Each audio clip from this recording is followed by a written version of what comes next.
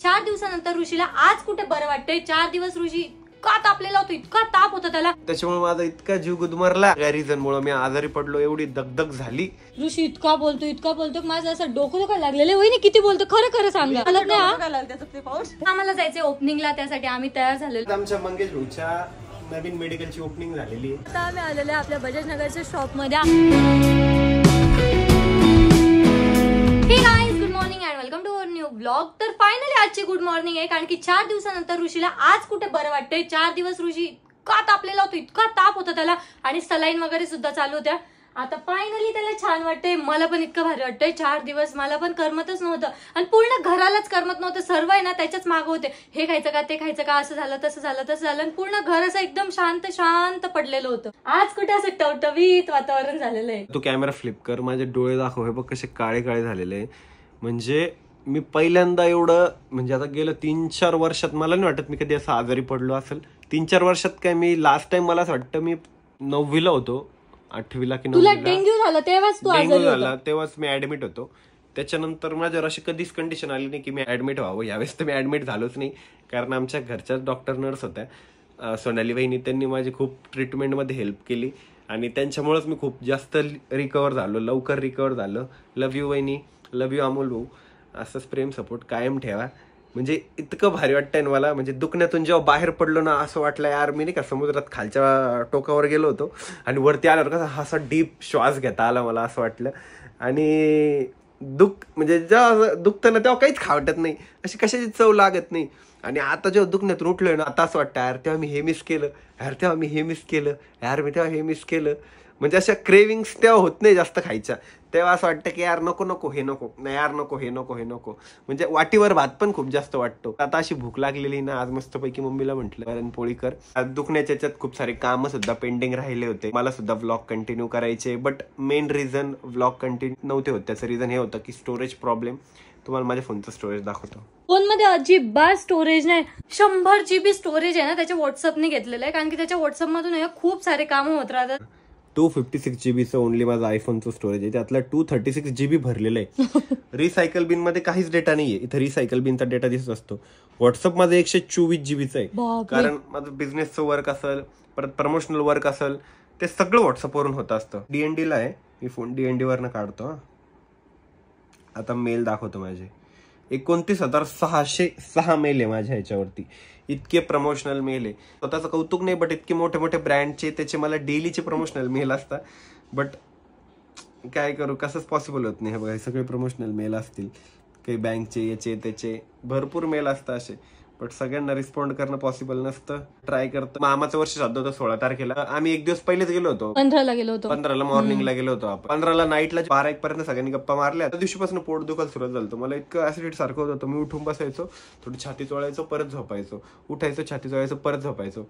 मी 2:30 वाजता झोपलो, 3:30 वाजता मामाच्या मुलांनी मला परत उठवलं सागरनी, चल म्हणे आपल्याला सिल्लोडला जायचंय म्हणे बाजारात। मी मामाची कार घेतली, छोट्या मामाची, मी त्याला त्या वालाच्या शेंगा आहे ना, म्हणजे ट्रेडरला द्यायच्या होत्या, म्हणजे डायरेक्ट विक्रेत्याला। मग आम्ही त्या गाडीमध्ये टाकल्या 3:30 वाजता, मग आम्ही तिकडे गेलो सिल्लोडला, मग आम्ही तिथं गेलो, ते सर्व विकलं वगैरे, मग घरी आलो, घरी येता येता 7 वाजले, मग 7 ते 10 पर्यंत झोपलो, म्हणजे सगळी अधुरी झोप। वर्ष श्राद्ध होतं, सगळा कार्यक्रम वगैरे फिनिश झाला, मग आपल्या शॉपवरची मंडळी पण आली होती, सगळ्यांनी जेवण वगैरे केले, 6-7 पर्यंत घरी आलो। तर लगेच मला मुंबईला जायचं होतं, मी मुंबईला गेलो, फुल नाईट मी प्रवास केला मुंबईला। माझं थोडंसं काम होतं, जीन्स डिपार्टमेंटचं काम होतं, ते काम फिनिश केलं। आमचं काम फिनिश झालं 11 वाजता, आमची गाडी होती 4 वाजता, जी गाडी भेटली आम्हाला 5 वाजता, बट आम्हाला येता येता वाजले सकाळचे दुसऱ्या दिवशीचे 5, म्हणजे टोटल 12 घंट्याचा प्रवास करून, इतका मोठा प्रवास, कारण ती गाडी जी होती ती मुंबई मार्गे पुणेला गेली, पुणे मार्गे Chhatrapati Sambhajinagar, total distance travel इतकं झालं ते। आणि मेन म्हणजे फुल AC गाडी होती, त्याच्यामुळे माझा इतका जीव गुदमरला, आणि त्या सगळ्या रिझन मुळे मी आजारी पडलो, एवढी दगदग झाली। आणि मग काय, आजारी पडणं साहजिकच होतं, बट फायनली रिकवर झालेलो या सगळ्या गोष्टीतून, आणि खूप भारी वाटतंय। जेव्हा आजारी होता ना, तेव्हा त्याला ना पकडून ठेवावं लागत होता, म्हणजे थोडं पण बरं वाटायला लागलं, थोडंसं ताप कमी झाला लगेच बोलायचं, मला दुकानावर जायचंय, मला घरी करमतच नाही, मला दुकानावर जायचंय, मला हे करायचंय, मला ते करायचंय, फोन तर इतके फोन चालू होते त्याचे, म्हणून मी त्याचा फोन आहे ना DND मोडवर टाकून ठेवलेला होता, म्हणजे किती जरी वाजला त्याचं लक्ष त्या फोनकडे जाणार नाही. त्याचा फोन थोडा पण वाजला ना, तो किती पण आजारी असला तरी पण एकदा बोलूनच घेतो, काय अर्जंट काम असेल बोलूनच घेतो. पण मी त्याचा फोन टोटली बंद ठेवलेला होता. 4 दिवस तो बिना फोनचा राहिला. म्हणजे तू बिना फोनचा जगू शकतोस, जगू पण शकतो पण तू जगत नाहीस. आईंना आणि मला जायचं आहे आपल्या सनमायका सिलेक्शन साठी. आम्ही मागे पण सनमायका सिलेक्शन केलं, पण ते ना खूप जास्त ओव्हर बजेट होत होतं, त्यामुळे आम्हाला आता परत सनमायका सिलेक्शन करायचं जे आमच्या बजेटमध्ये बसेल, छान पण दिसेल. ऋषी आमच्या सोबत येत नाहीये, सो आम्हालाच डिसाईड करायचं कसं लावायचं आणि कसं नाही. डिसेंट आणा, डार्क कलर जास्त घेऊ नका. नाही डार्क कलर तर मला पण अजिबात घरात आवडत नाही. तेव्हा एकदम ब्ल्यू, एकदम असा पर्पल कलर, रेड, असं येल्लो, तसे कलर नाही आवडत. एकदम डिसेंट, एकदम कोणते कलर बोलतात रे त्याला, न्यूट्रल कलर असतात ना, ते आवडतात आम्हाला. तर आता आम्ही सनमायका सिलेक्शन करून आलेलो आहे. इतकं डोकं फिरतं ना त्या कामामध्ये, आणि तर त्यामध्ये ऋषी नव्हता, तर ऋषीला सारखं सारखं कॉल करावं लागत होतं, हे ठीक आहे का, ते ठीक आहे का, ते ठीक आहे का. फायनली सर्व सिलेक्शन वगैरे झालेलं आहे. आता आलोय होलसेलच्या शॉपवर. ऋषी सुद्धा आलेला आहे आणि ऋषी लागलेला आहे त्याच्या कामाला. वहिनी आणि आमच्या वहिनी आता 3 दिवस थांबणार आहे. त्यांना ना आज जायचं होतं, पण आता ते 3 दिवस फायनली थांबताय. आणि इकडे अमोल भाऊचं जेवण चालू आहे सुमळीत एका साईडला, आणि आईंना जायचंय आता घरी. आमची इथली मीटिंग संपलेली, आता आम्हाला घरी जायचंय. इतका बोलतो माझं असं डोकं दुखायला लागलेलं. वहिनी किती बोलतो, खरं खरं सांगा, जास्त बोलत नाही. इतका बोलतोयस तू, म्हणजे इतकं ते 3 दिवसाची कसर एकाच दिवशी काढतोय. तुझं ते डोकं फाटून जाईल अक्षरशः, तोंड पण तुटून फुटून जाईल.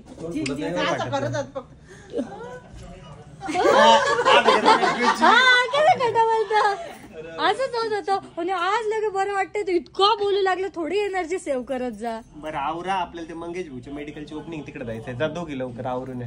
5:30 पर्यंत मला बघितल्यावर तरी घाबरायला पाहिजे, एवढं बोलायला नाही पाहिजे बाबा. यांनी हा ना, ट्रीटमेंट केलेली आहे. वाटलं पाहिजे ना मी याची ट्रीटमेंट केली का.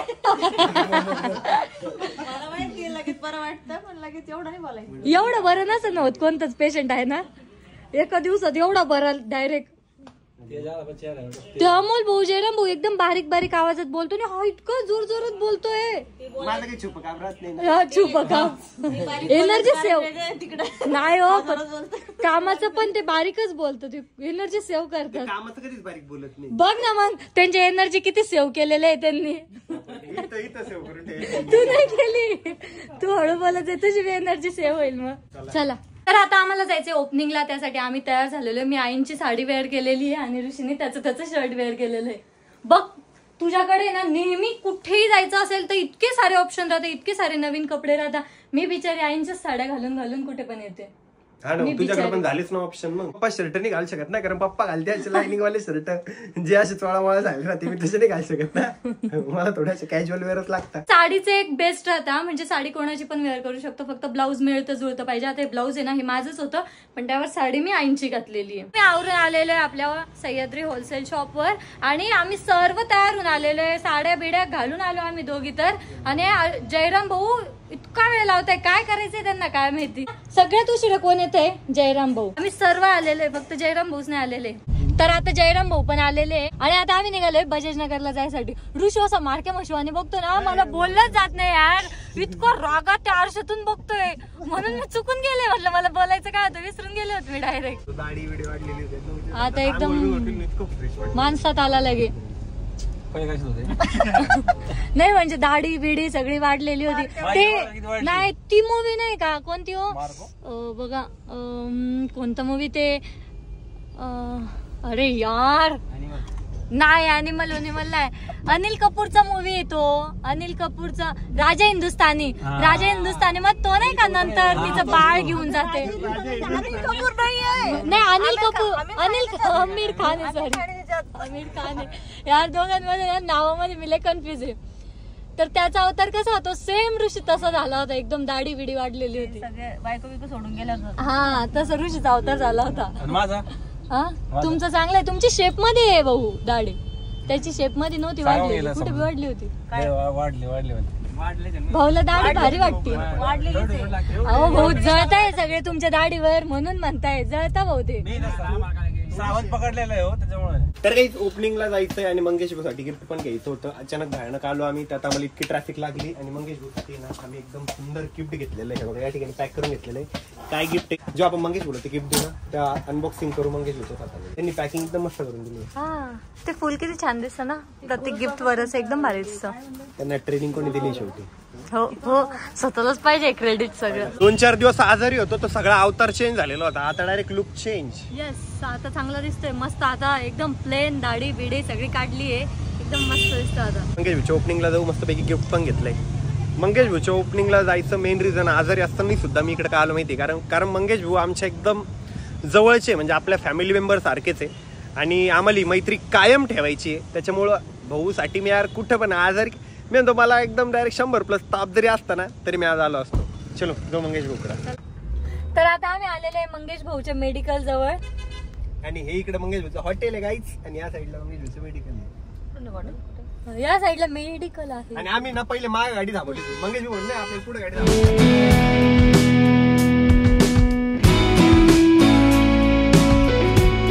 ओपनिंग आहे ना 2 महिन्यापासून लांबणीवर होती. कशामुळे लांबणीवर होती? थोडंसं एक इश्यू होता भैया, त्यामुळे थोडासा होता तो प्रॉब्लेम. काल नाही काल बरं झालं नाही, मग इथं उद्घाटन झालं फक्त हो वहिनी आपल्या 2 महिन्या साईबाबाचा आशीर्वाद. काल शिर्डीला गेलो, संध्याकाळी 5ला इथं पोहोचलो आणि 6 वाजता DL नंबर आला आणि लगेच ओपनिंगची प्लॅनिंग करून दुसऱ्या दिवशी ओपनिंग केली.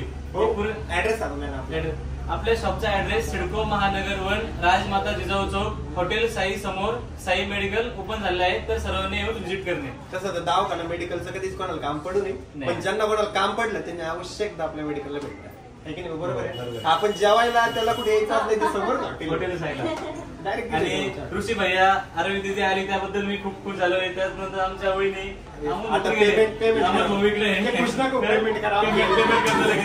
पेमेंट तुम्हाला एक रेडी करून ठेवलंय, थोडं तुम्हाला मोठी पावती आहे बिना चाकाच्या गाडीमध्ये.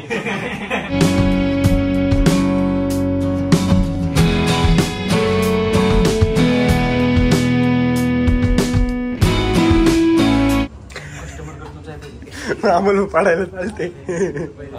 वहिनी कसं हसताय, पाय पूर्ण टेकवा ना. बघा आम्हाला उगाच बसले ते.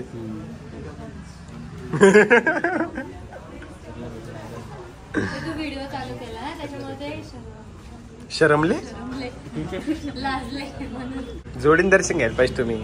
आता सध्या आम्ही बजाज नगर मध्ये आणि आपलं जे शॉप आहे सह्याद्री ते पण इथून अतिशय जवळ आहे. वहिनीला पण शॉप बघायचं आहे, सो वहिनीला घेऊन चाललोय आम्ही शॉपच्या तिथं. आणि वहिनी ऍक्च्युली आपल्या ओपनिंगला येऊ शकल्या नव्हत्या कारण वहिनीला त्या सुट्ट्या भेटल्या नव्हत्या. वहिनी आज फायनली तुम्हाला आपलं बजाज नगरचं जे सह्याद्री आहे ते बघायला भेटणार आहे. आणि सोबतच आमची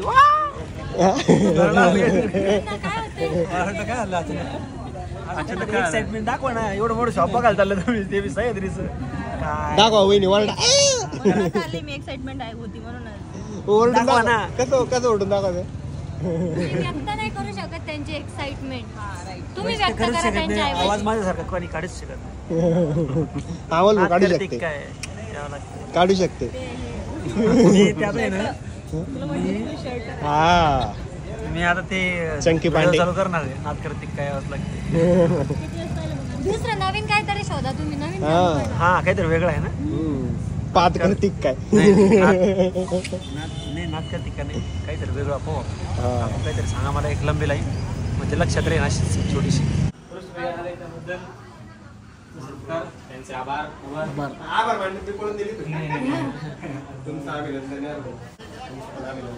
तर काही आज आमच्या मंगेश भाऊच्या नवीन मेडिकलची ओपनिंग झालेली आहे. पहिलं पण म्हटलं होतं हे गरजेचं असतं हे मेडिकल, पण कधी गरज पडल्यावरच अशी ते गरज कोणाला पडू नये, सगळे तंदुरुस्त राहावी ईश्वरचरणी प्रार्थना. पण आमच्या भाऊचं चाललं काय चालेल म्हणून काहीतरी आजारी पण पडत चला आधीमध्ये माझ्यासारखं तसं मी पडलो होतो लय वर्षभरानंतर आणि एकदाच लय मोठ्या गोळ्या खाव्या लागल्या. तरी पण माझी थोडी ट्रीटमेंट बाकीची, त्याच्या 2 गोळ्या बाकी ना मॅडम. आता आमच्या मॅडम पण सोबतच लगेच गोळ्या घेऊन चला भाऊने केक आणलेला एवढा सुंदर केक कट करू. अरे मग तुम्ही केक कसं करा पण म्हणायचं काय काय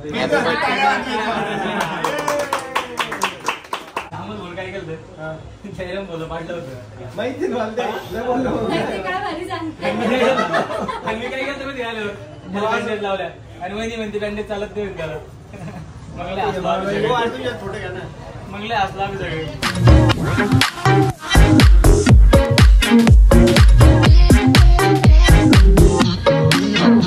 भाऊबी सोन्यासारखा आणि माझी पण सोन्यासारखी. Rose gold. तर आता ओपनिंग वगैरे झालेली आहे आणि आता आम्ही चाललोय आपल्या बजाज नगरच्या शॉपवर. कारण की ना मी ओपनिंग झाल्यापासून शॉपच बघितलेलं नाही, कसं आहे काय आहे, मी तसं प्रॉपर बघितलेलंच नाही, मला कधीच बघायचं होतं.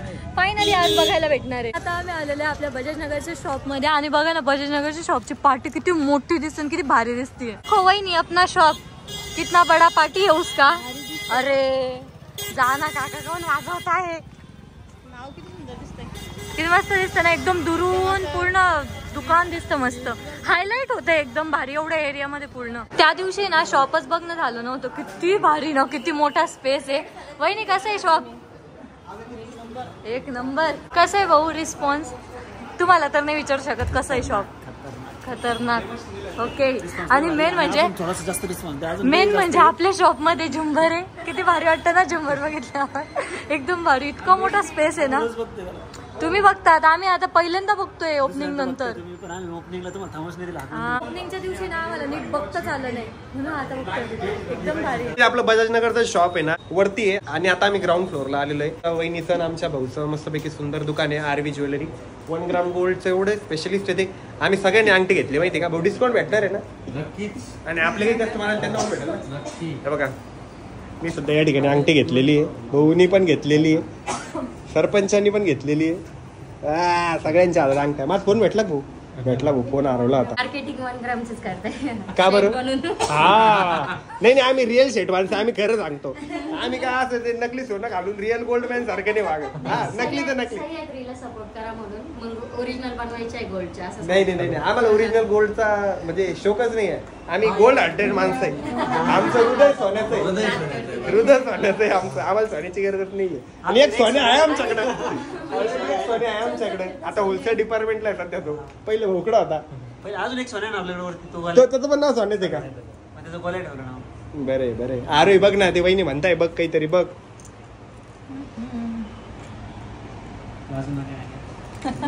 हो अमोल भाऊ किती चिंगूसपणा करते. वहिनीला काहीतरी गिफ्ट करा ना. सांगितलं मी त्यांना घेऊन. सांगितलं नसतं मी चल का घेऊन देतो तुला. म्हणा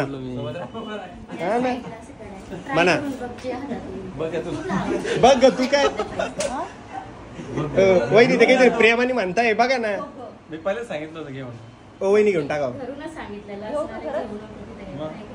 हा वहिनी एवढा प्रेमाने विचारताय ते घेत. मी तर सगळं अख्खं शोरूम घेतलं असतं. घेऊन दे मग. घे ना मग. मी कधी नाही म्हटलं. तू माझं हृदय बघ तिक काय. गोल्ड हार्टर तो.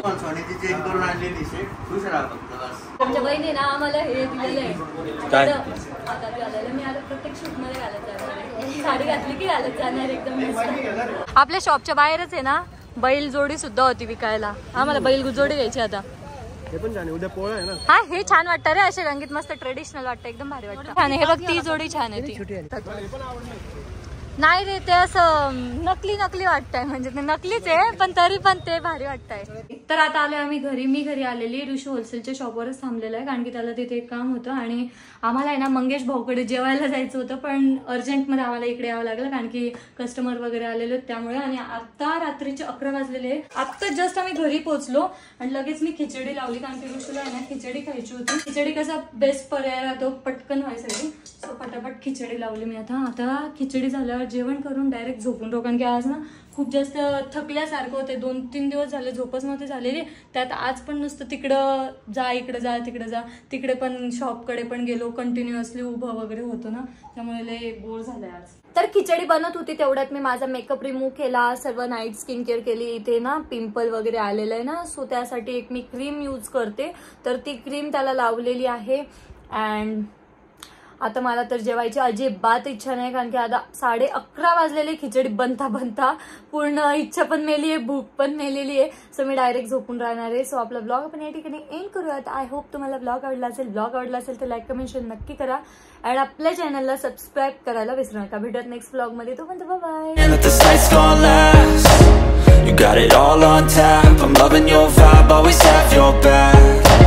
We like all the same tracks, listen all night in the sheets all black.